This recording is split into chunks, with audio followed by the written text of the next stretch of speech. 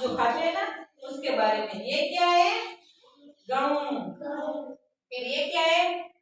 चावल। चावल खाते हो ना? जानते हो ना चावल के बारे में? ये क्या होता है? चावल। ये क्या है? जौ। ये क्या है? मक्का। मक्का जानते हो ना? मक्का। ये क्या है? बाजरा।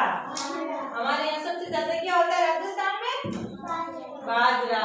फिर ये क्या है? जवार। इसकी राखी खाते हो आप कूट के? कौन कौन खाते हैं? हाथ खड़े करो। सभी खाते हो? मैं भी खाती हूँ। फिर ये क्या है? सब्जियां। इसे क्या कहते हैं? नींबू। ये करेला। ये पत्ता गोभी। फिर ये क्या है? खीरा।